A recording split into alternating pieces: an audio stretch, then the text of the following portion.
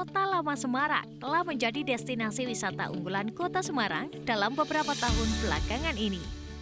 Hal ini berkat keberhasilan penataan dan revitalisasi tempat bersejarah tersebut oleh pemerintah Kota Semarang. Wali Kota Semarang Heverita Gunaryanti Rahayu bahkan melakukan penelitian sosial sebagai upaya yang mendukung pembenahan dan pengembangan Kota Lama dari berbagai aspek. Kami ingin mendapatkan masukan-masukan yang merupakan tantangan. Karena awalnya saya juga berpikir mindsetnya ini kan sebagai PPK 2L. Tapi justru pada saat sekarang ini kami ingin ada masukan-masukan, ada saran-saran yang harusnya lebih galak, greget gitu. Namun menurut wali kota perempuan pertama di ibu kota Jawa Tengah tersebut, Kota Lama masih menghadapi beberapa persoalan dalam pengelolaannya. Mulai dari kondisi lingkungan Kota Lama yang rawan terkena rob, kurangnya RTH, serta belum optimalnya pemanfaatan bangunan yang ada. Begitu juga dengan belum adanya kejelasan mengenai tupoksi pengelola Kota Lama dan kurangnya koordinasi antar stakeholder. Ini adalah merupakan satu tantangan bahwa Kota Lama Semarang ini sebenarnya sama atau hampir sama. Kemudian juga tantangannya ini juga saya lihat begitu saya baca-baca dari kota-kota lain di Eropa ini ternyata permasalahannya banyak sekali. Kadang juga masalah dana, kadang juga masalah bagaimana perawatan dan sebagainya. Kemudian juga anggaran maupun perencanaan yang juga sangat terbatas. Jadi aspek-aspek atau aspek apa saja yang menjadi bahan pendukung untuk kolaborasi ini. Yang pertama adalah kerjasama membangun komunitas dan kelembagaan. Jadi memang kalau kita melihat di Kota Lama Semarang ini ada namanya BPK 2L, tetapi sepertinya belum bisa mengkolaborasi antara pemerintah dengan komunitas-komunitas yang ada. Dirinya pun berharap kedepannya kolaborasi dalam pengelolaan Kota Lama dapat ditingkatkan, sehingga menjadi cagar budaya yang terawat sekaligus destinasi wisata yang indah, aman, dan nyaman bagi pengunjung maupun bagi masyarakat yang tinggal di sekitarnya. Karena itu pihaknya tengah menggali faktor-faktor yang berhubungan langsung dengan kolaborasi dalam pengelolaan Kota Lama.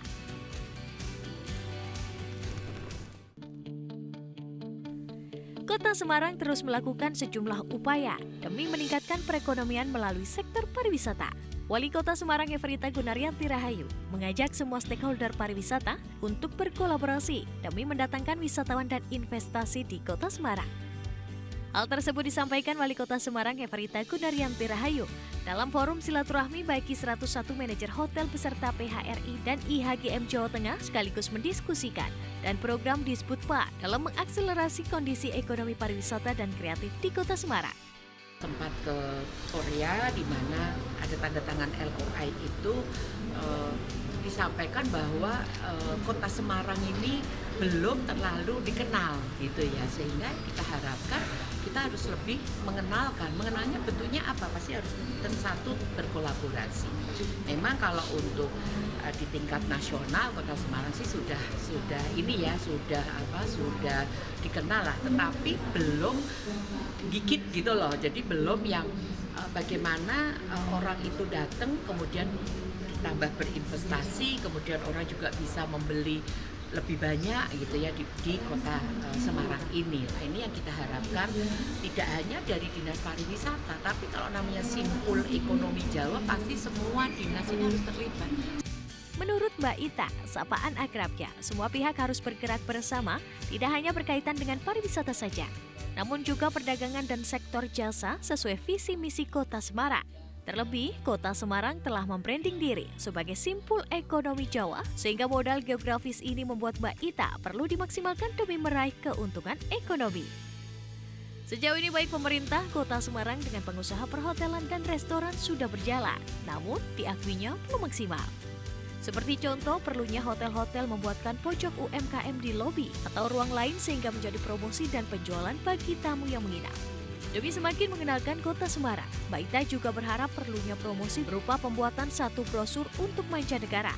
Selain itu, perlunya pula pihak hotel melalui koneksi dan jaringannya turut mengenalkan Semarang ke mancanegara.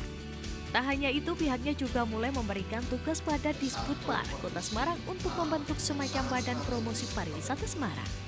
Memang memang ada badan pengelola pariwisata di mana itu menjadi partner dari Dinas Kebudayaan dan Pariwisata.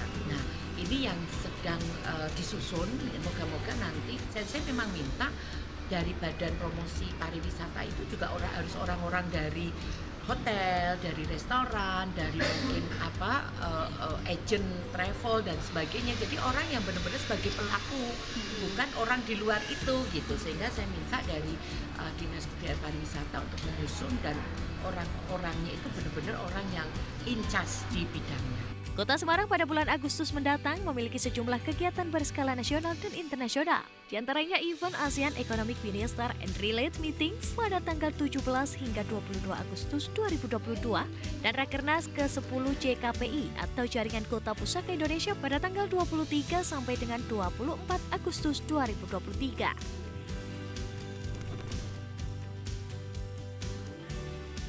Berupaya mempercantik kota, Wali Kota Semarang Heverita Gunaryanti Rahayu berencana agar kawasan publik yang terkesan kumuh seperti Taman Tegal Sari dan Bondaria segera dibersihkan.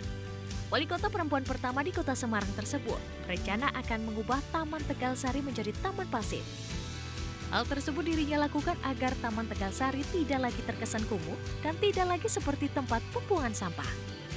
Menangani untuk kawasan atau wilayah-wilayah yang kumuh yang ada di tengah-tengah kota. Ini kan nggak cantik ya, tadi yang kayak di Taman Tegal Sari ini kan tengah kota gitu, dibuang-buang sampah. Tapi memang ternyata begitu kita lihat, kita tinjau, bentuknya kayak tempat sampah, sehingga orang masih berpikiran itu adalah tempat sampah. Sehingga tadi udah ada solusi dari Dinas Perkim akan membuat menjadi taman pasif.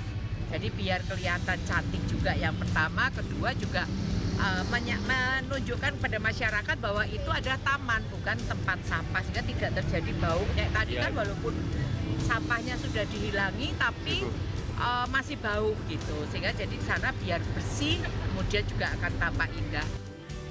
Sementara mengenai Bondaria, Mbak Ita meminta agar bekas taman hiburan terbesar di Kota Semarang tersebut dibersihkan sehingga tidak terkesan kumuh. Mengingat lokasi di seberang depan Bondaria tersebut nantinya akan menjadi taman. Dirinya kemudian meminta Dinas PU Kota Semarang agar mengalokasikan anggaran untuk mempercantik bekas taman hiburan yang terakhir beroperasi pada tahun 2007 tersebut. Ini kan ada Taman Singosari, sehingga akan cantik dan bisa menjadi daya tarik juga. Ini kan juga makam ini kan juga salah satu destinasi religi. Nah, ini yang kita harapkan bisa menjadi satu kesatuan yang akan cantik dan moga-moga bisa terrealisasi di tahun 2023. Dengan adanya Taman Singosari yang sebentar lagi akan diresmikan ini, dirinya berharap tempat tersebut nantinya akan menjadi salah satu daya tarik bagi pariwisata Kota Semarang.